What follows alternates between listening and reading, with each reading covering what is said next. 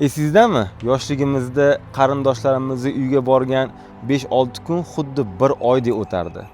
Yozgi 3 oylik ta'til bo'lsa, maktabga chiqqanimizda xuddi oradan 1 yil o'tib ketgandek ta'sir qilardi. Lekin katta bo'lganimiz sari nimagadir kunlarimiz tezlashib ketadi, hatto 1 yilni ham qanaqa o'tganini sezmay qolamiz. Nima uchun? Gap shundaki, bizning miyamiz vaqtni to'g'ridan-to'g'ri his qilmaydi. Bizni ko'rgan kechirganlarimiz, taassurotlarimizni xuddi kadr shaklida xotira sifatida yig'amiz. Va xotirada yengilliklar qancha ko'p bo'lsa, bu vaqt biz uchun shunchalik uzoq bo'lib tuyuladi. Yoshligimizda dunyo biz uchun yangi bo'lgan, doim yengilliklar, har kuni yangi narsa.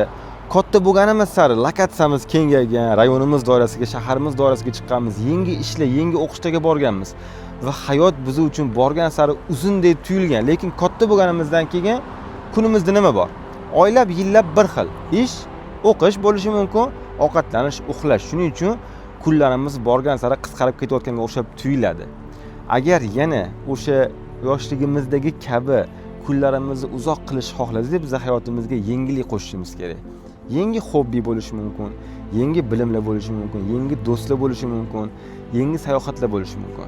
Albatta katta xarajat bo'lishi shart emas. Shunchaki yangi do'kondan xarid qilgani borish, yangi qahvaxonaga, yangi bironta kafega borib o'tirib ovqatlanish, shunchaki yangi ko'chadan aylanish ham biz uchun yangilik bo'ladi.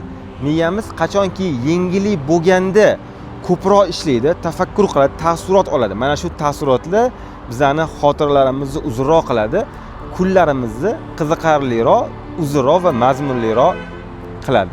Shunga o'xshash foydali mavzularni biz Telegram kanalimizda ko'proq muhokama qilamiz. Undan tashqari o'tda yaqinroq muloqot qilishimiz mumkin, chunki sizlar bemalol savol bersanglar bo'ladi, men javoblar beraman. U yoqda ovozli chatlar qilib turamiz, kitoblarni muhokama qilamiz va men kun davomida shu foydali shaxsiy rivojlanish bilan bog'liq insightlarni bo'lishaman, ya'ni hayotiy kunda bo'lib qoladigan kitoblardan iqtiboslar va ko'p foydali maslahatlar bo'ladi. Kanalimga havolani kommentariyada qoldiraman, o'tib obuna bo'lishingiz mumkin.